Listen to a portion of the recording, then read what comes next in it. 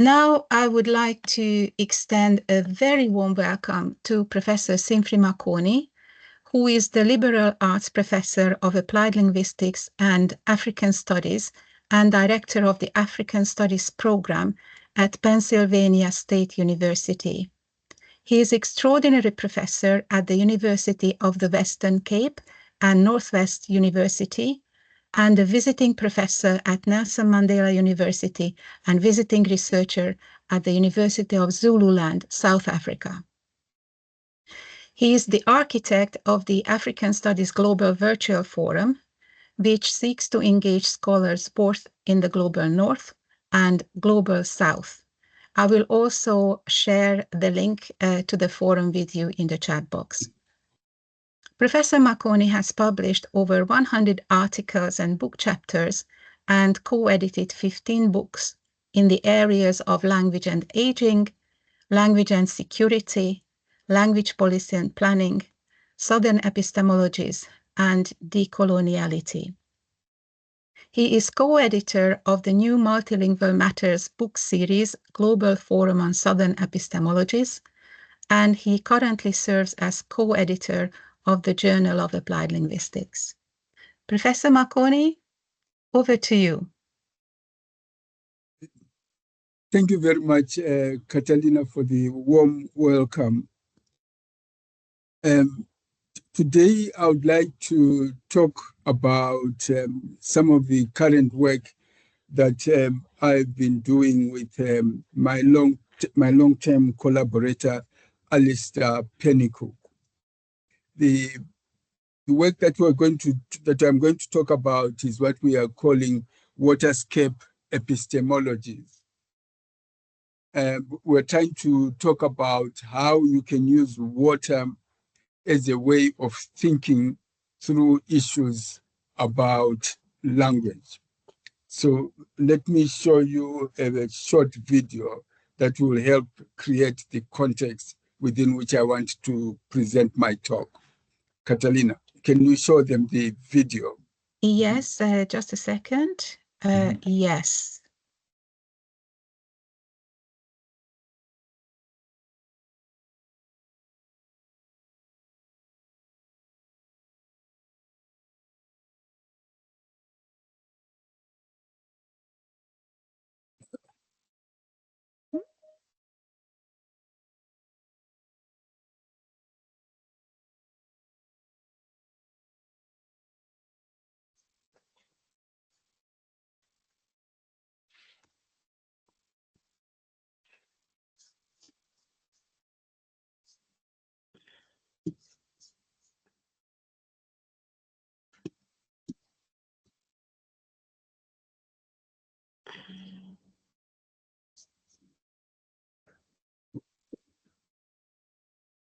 Yeah, that's enough. The point of this short video is to create a particular specific context. Imagine you were an applied linguist and you were situated in water. How would that influence how you understand notions about water and language practices? And now I get into the core of the argument that we are making. Water matters, most obviously in the mundane sense of there being a lot of it. Our planet being largely water, of living creatures like ourselves being made up of 80% water, of life being impossible without it, of water not being out there, but in us, as Neemanis puts it. Equally important, however, is the question of what water does, where it comes from, where it goes, what it means along the way. Water matters as a site of social and political struggle, of storytelling and myths. It is part of the social imaginary, providing countless stories, metaphors, and images for understanding. And yet applied linguistics, along with other social sciences, has been resistant to water, rarely making connections between water and language. This is in part because languages have been linked to land and territory, mapped onto a cartographic and territorial vision of the world. Missing in this way of thinking are not only questions of mobility, to which the late Jan Blommaert long drew our attention, but also non-terrestrial implications. In this presentation, together with my co-author Alistair Pennycook, we explore how an understanding of notions such as language, languaging, translanguaging can be enhanced if we float ways of thinking through conceptual metaphors drawn from water, making translanguaging, to quote from Ingersoll, another wave of knowing. The term translanguaging has come to take on many meanings, perhaps too many. Yet at the same time, these many meanings still rest on terra-centric assumptions, foreclosing the necessary debates we still need to have about language. Translanguaging has been framed from a variety of political, educational, and decolonial perspectives, many of which are founded in various ways on metaphors and epistemologies grounded in land, traversing boundaries, crossing from one territorially defined space to another, and founded on the philosophical conviction of a singular world. Once we establish that what we are doing or observing is translanguaging, ontological and political questions about language are pushed aside in a rush to show the efficacy of translingual practices in schools and workplaces. In order to reopen debates on the topic of language and languages, in accordance with the political and ontological questions the idea of translanguaging raises, it is helpful to step aside from the debates on unitary competence, the relationship to code switching, or the pedagogical efficacy of mixed language use, and instead to engage in more searching questions and discussions of what is at issue philosophically here. Waterscape epistemologies, less terrestrially based, start with fewer assumptions about space and borders, and are more open to the possibility that there are multiple and diverse ways of being, as Yeats put it. If we look at different watery themes, at different watery themes from different directions, we can begin to have a much more enriched view about language. But we still have to address one important issue. What is modern water? And how can we frame modern water?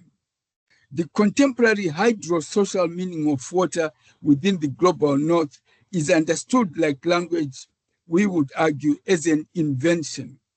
Water is a way of thinking that has emerged under particular cultural and political conditions.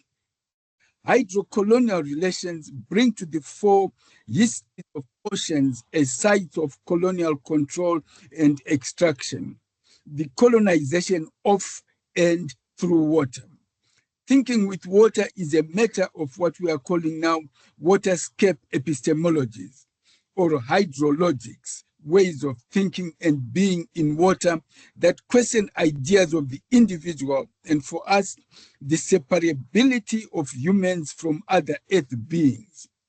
Concerns about ownership of water, what we call hydrocommons, can help us reconsider what it means to have ownership over linguistic resources. Considering the materiality of water, what we call hydromateriality, urges us to reconsider common metaphors around flows and fluidity once we take water as our starting point. We conclude, for example, as part of this suggestion, that the way forward is for translingual studies to focus on what we call hydropolitical standpoints. We are interested in examining the translanguaging through watery lenses of asking social, political, and material questions through a focus on water and asking how this can help us think through what is at stake in discussions of language.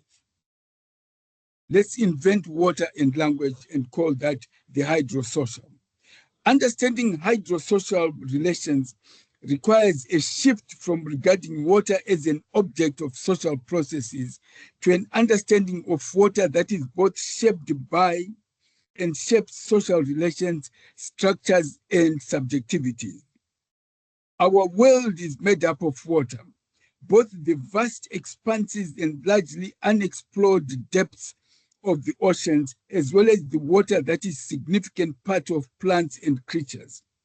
It is crucial for human and other animal life and is often recognized for its spiritual role, as holy in Christian baptism, as taking an honorific role, for example, in Japanese religion. If I were called in, as Philip Larkin puts it, to construct a religion, he wrote in his poem, Water, I should make use of water. Alas, however, water is also a destructive force through floods, tsunamis, and drownings. While we can focus on water in chemical terms as H2O, the hygienic and hydraulic waters of utility and industry, the often privately owned resource that is clean and usable. This creation of modernity, water is also part of our myths, symbols, and subconscious. Water can be a border between two regions or countries, a means of nation building, a foundation of empire, a link between past and present. The sea, as Derek Walcott puts it, announced is history. Hydrosocial territories are socially, naturally, and politically constituted spaces that are recreated through the interactions amongst human practices, water flows, hydraulic technologies, biophysical elements, socioeconomic structures, and cultural political institutions. At the same time, there is often a placelessness to modern water, best symbolized by the tap. While the control of water in placeless discourses of hydrological engineering and infrastructural management renders it a substance of economic value and manipulation. For Linton, for example, modern water is the dominant or natural way of knowing or relating to water, originating in Western Europe and North America, and operating on a global scale by the latter part of the 20th century. Water can be understood as both a physical and a sociolinguistic aspect in cultural and political processes. Modern water, we argue, like modern language, is an invention, reproduced by similar institutions, discourses, and mechanisms. This is not only to observe that the ways we divide oceans up into separate entities, a puzzling idea when we stand where two oceans meet, is in a number of ways akin to the ways we divide language into separate named entities.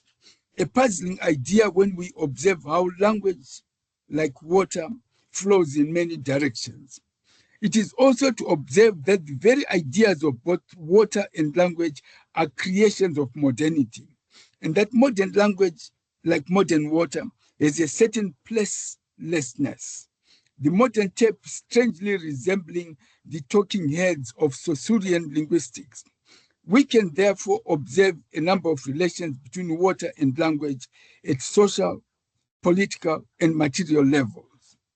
If modern water is an invention of modernity, then the question becomes, how can this help us think about the invention of languages?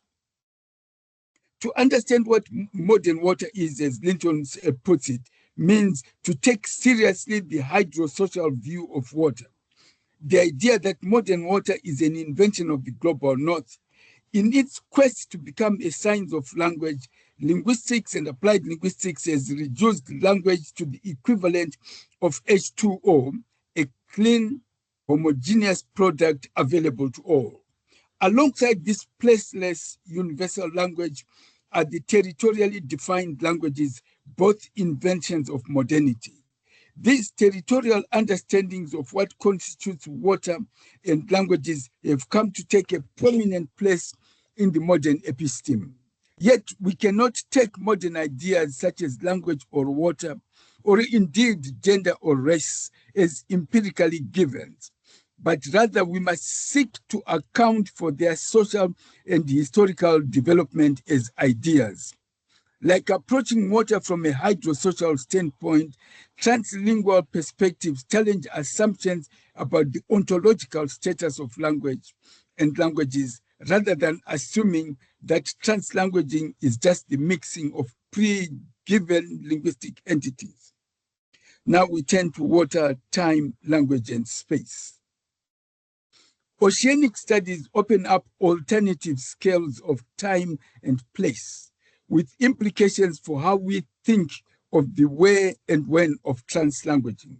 Blondel, for example, in an earlier study, 1949 study of the Mediterranean notes, was significant not just for the close study of the people that live and work in and around the sea, fishing, traveling, fighting, but also for the light it sheds on events of time, from the slow durée of climate and landscape. These different scales based around the different paces of life and change around this body of water would later influence Wolfstein's world system analysis and Jan Blomart's sociolinguistics of globalization.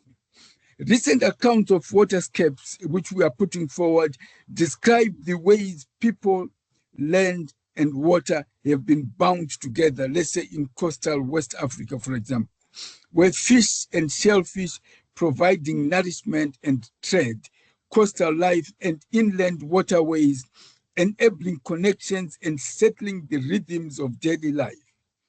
Such relations to water, however, can be very different according not just to physical aspects of sea and land, but also to cultural and ideological orientations which we adopt towards water. Another approach to the politics of oceans emerged in Afro-modern thought that developed around the edges of the Atlantic, a thought that takes this oceanic and transnational formation as the very unit of analysis, as the African philosopher Achille Mbembe put it. Most influential here was Gilroy's The Black Atlantic, with its focus on slave ships as both all too real voyages, as well as metaphors for the in-betweenness and double consciousness of Black bodies between different places and cultures. Here the Atlantic becomes both a hidden graveyard of countless Black lives and bodies. Water holds Black memory, as Tolbert puts it, as well as an arena for cultural renewal through multiple creative forces such as jazz and reggae. This is to see the Black Atlantic as a modern political and cultural formation. Robbie Shilliam, for example, in his book, The Black Pacific, takes up these themes, showing both how the Black Atlantic and Pacific are connected in many ways, or how reggae music resonates in Pacific Islands, for example, and how the lives of Pacific Islanders can be seen against the backdrop of racial categorization and economic exploitation. Gandhi, for example, focus on archipelagos as spaces in between land and sea brings critical refugee studies into dialogue with settler colonial studies by focusing particularly on Vietnamese refugees in contexts such as the Pacific archipelago of Guam. The Indian Ocean was central to the main cultural and economic powers to the rise of European imperialism.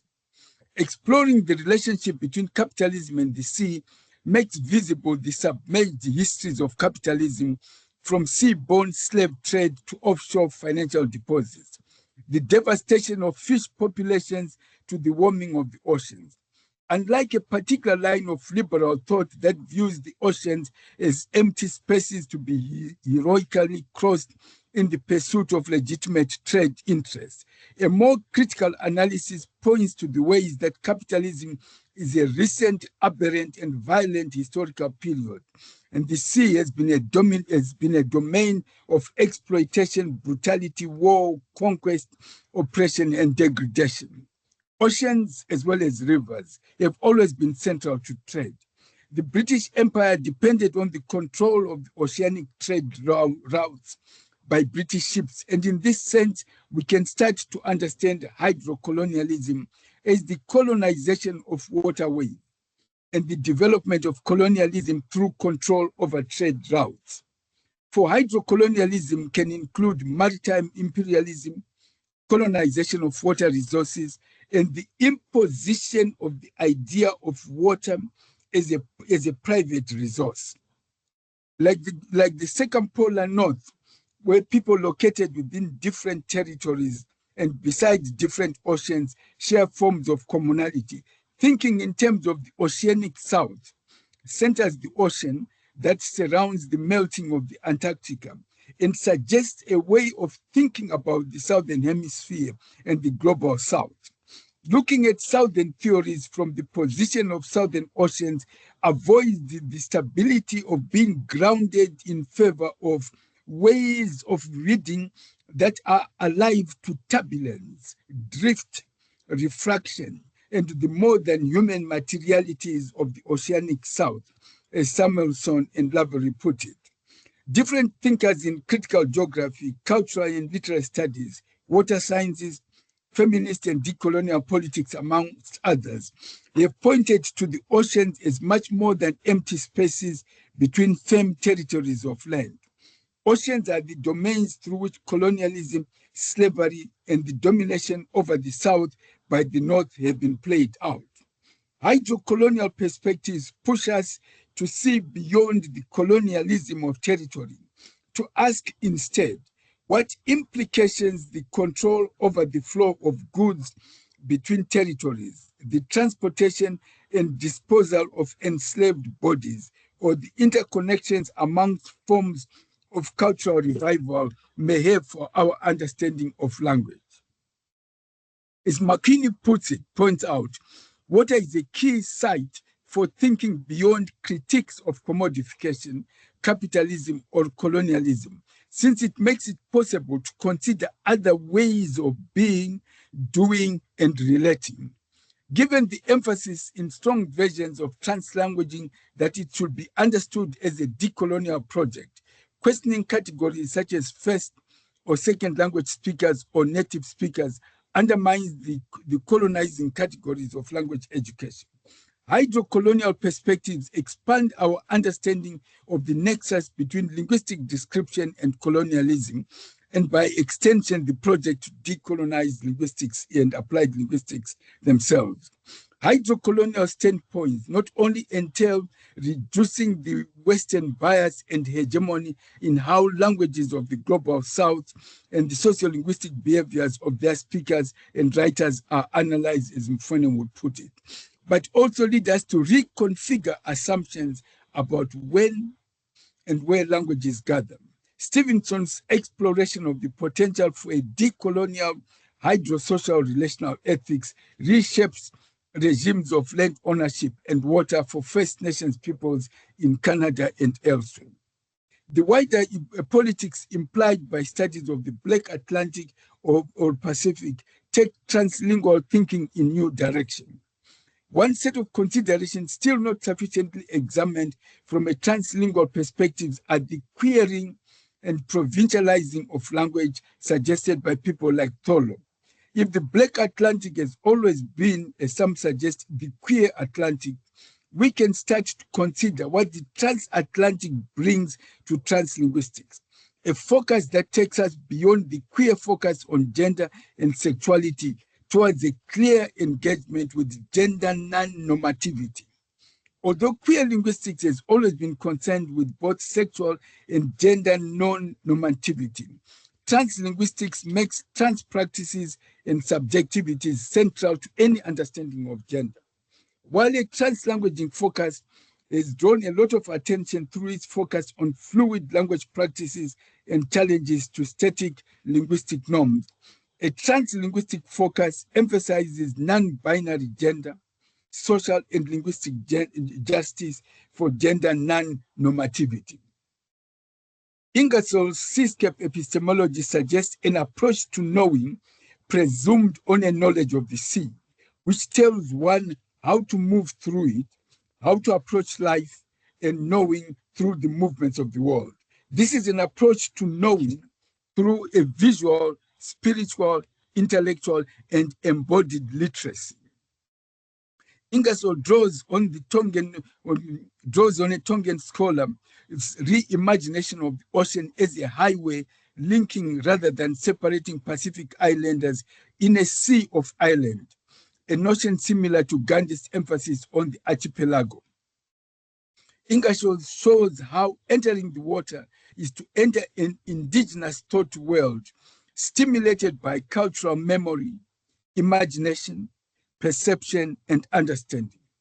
Such waves of knowing include remarkable navigation skills that enabled Polynesian people to settle and move between the islands of the Pacific.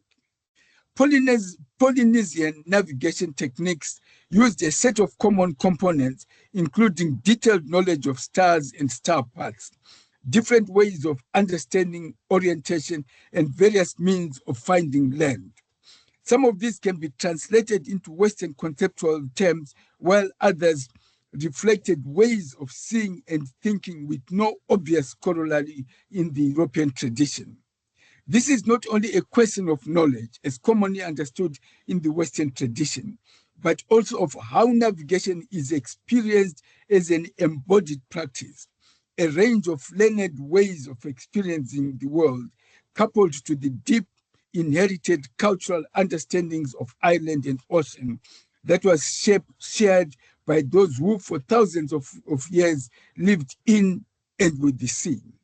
Such navigational expertise is therefore not just an alternative knowledge, but rather for us, it's knowing in a different way. Terra-centric ways of thinking often overlook the ways that indigenous understandings of land may equally include water. Land can refer to all the more than human life forms found in the sky, water, and land. As Heyman suggests, there is a tendency to overlook the importance of people and water. The traditional oral narratives, toponyms, and cultural practices, for example, have tended to be overlooked. Ingersoll's seascape epistemology likewise illustrates how indigenous identities emerge and are tied not only to land but also to the ocean. Indigenous Hawaiian identities, she argues, emerge when they enter the water. And we quote here, "I become a historical being riding waves, running as a liquid mast, pulled from the deep and thrown forward with a deafening roar. I disappear with fish and strands of seaweed as I float through veins of ocean currents." In the ocean, indigenous Hawaiian communities are able to reconnect with their Kanaka heritage. For Ingersoll, the goal here is to decenter the conversation towards independent and alternative ways of knowing and producing knowledge that allow for empowerment and self-determination within a multi-sided world. English perspectives on glaciers offer an alternative ontological awareness of glaciers as well as a nuanced indigenous empirical scientific knowledge that moves away from the Eurocentric models of categorization and understanding the natural world. A key idea that connects modernity and territory is ownership. The right to own land and property has been a defining aspect of liberal capitalist democracy. The ownership of language followed, so that by the 19th century in the global north, copyright, the ownership of text, was embedded in the laws of nation states that had claimed ownership over particular versions of language. A goal of 20th century neocolonialism was to oblige the global south to sign up for these ideological tenets, to agree to international regulations on copyright, and to move towards forms of language policing that cemented particular forms of language at the national level. Both translanguaging and English as a lingua franca, according to Widdowson, are united by an interest in undermining such ownership, in transcending the linguistic boundaries of modernity. From an English as a lingua franca perspective, this is a question of denying the ownership of English to its so-called native speakers and arguing instead that it is the property of all who use it. While this does not necessarily undermine the notion of ownership itself, it merely redistributes it. For translanguaging, the challenge to ownership goes further by questioning the very concepts of language at play and undermining the territorial boundedness of languages as national properties. Control over water and access to clean water are two of the basic concerns of politics and human rights. For many regions of the world, water shortages in the Middle East, East Africa, and elsewhere, or floods in Bangladesh, for example, threatened by rising sea levels in its deltas and melting glaciers in its rivers, or Pacific islands struggling against rising sea levels, as well as the control of water for political and economic ends, suggests both water as commons, and thus part of a shared world that should never have been privately owned, as well as a shared sense of more than human embodiment that links humans and other water-sharing beings.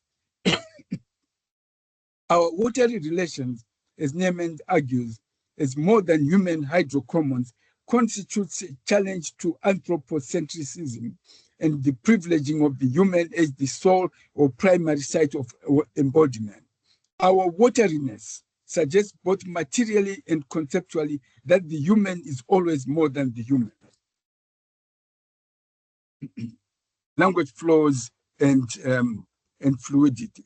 In bringing water back into our reflections on translanguaging, it is useful to consider conceptual metaphors.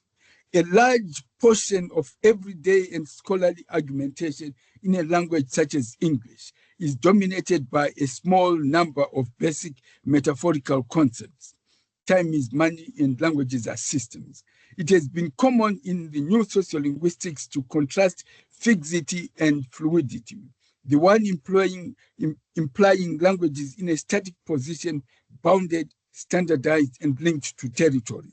The other suggesting a very different flow of linguistic resources. The translinguistic interest has taken up this second orientation, emphasizing the free flow of linguistic items across supposed language boundaries. Following Bowman's, for example, discussion of liquid modernity, where change is the only constant in life, Lee and Lee argue that instead of organic entities, identities are flows of sensibilities that intersect other flows of sensibilities and transform themselves within the contingencies of such intersections. Talking in terms of transpositionality, they link the fluidity of identity to the fluidity of language, suggesting a propensity for linguistic fluidity on the part of a multilingual person. This fluidity points to an indeterminacy, where an individual's persona in communication is not an organic structure, but rather a contingent disposition simultaneously marked by ambivalence, both and, either or, neither nor.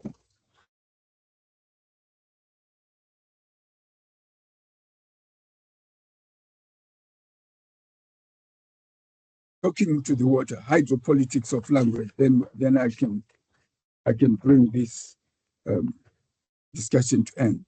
Land dominates our framing of language, as I have suggested, despite the importance of water.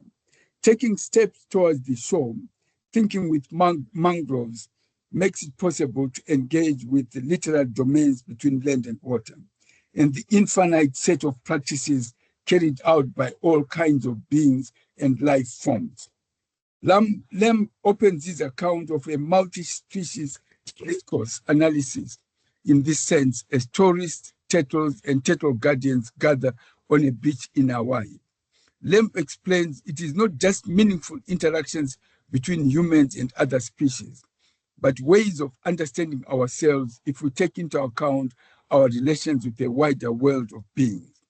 While one direction is to ground the discourses around turtles and the environment on land, an alternative step is to follow the turtles beneath the waves and to start to think in more watery terms about what translanguaging can mean from a quite different but watery perspective. Moving further into water obliges engagement with its material presence and the creatures within it. The alien minds and the bodies of the cephaloids, for example. Our understanding of the implications of undersea existence for the framing of language, however, is in its infancy, and this has rarely been extended to language learning and teaching. We still persist with our terra-centric metaphors of trees, land, and borders.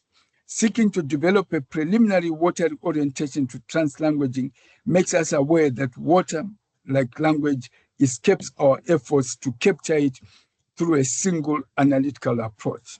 It is this partiality and incompleteness of knowledge that will always make our knowledge about language, despite our incitement to know, partial and incomplete. Knowledge about language, like water treatment, is all too often left to the domain of technical experts.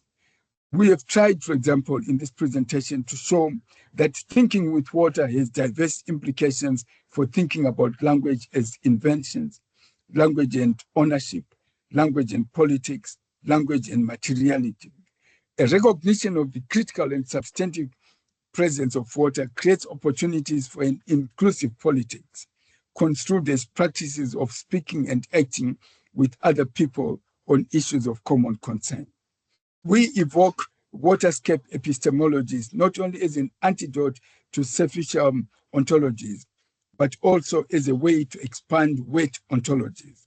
Thinking with and not about water enables us to think about power subordination, hierarchy, and responsibility, with many implications for applied linguistics. Such thinking enables us to consider, for example, how people listen to or read stories about water in diverse genres, including autobiographies, interviews, transcriptions, poems, and photographs. The concept of reading for water generates new literal regions defined less by nation and area than by coastlines, river basins, monsoons, currents, and hydrocosmologies. Whether thinking along water courses below the waterline or through the fall of precipitation, reading for water is an important strategy. This implies thinking applied linguistics could be less oriented towards nations and their territories, and more towards coastlines, currents, or water sources. We seek to expand watery approaches to translanguaging by evoking Sarah Nuttall's notion of pluviality, which not intense rainfall, raising the question of whether we can have intense language and translanguaging, and what that means in concrete terms. Thinking in terms of Waterscape epistemologies provides a sharp critique of notions of language as discrete, hermetically sealed entities, and challenges three related humanistic understandings of corporeality: discrete individualism, anthropocentrism, and phallogocentrism. Translanguaging as wet ontology therefore makes it possible to get beyond various ontological and epistemological assumptions in socio and applied linguistics. A hydrosocial understanding of water suggests that we have to account for the social and historical development of ideas, such as language and translanguaging. Hydrocolonial perspectives shift the focus from the colonialism of territory to look at control, transportation, enslavement, and extraction in and across bodies of water. This move away from terra-centric assumptions pushes our thinking beyond methodological nationalism, whereby language data is tied to nations, and sociolinguists have assumed too easily a relation between named languages and resources. The hydrologics of waterscape epistemologies of thinking and being with water I'm finishing now, don't worry. Oh, yeah. The idea that an individual human agent can be the repository of language competence is a product of methodological individualism with a long history in neoliberal linguistic thought in applied linguistics. Discrete individualism, as Nierman puts it, is a rather dry, if inconvenient word. Thank you.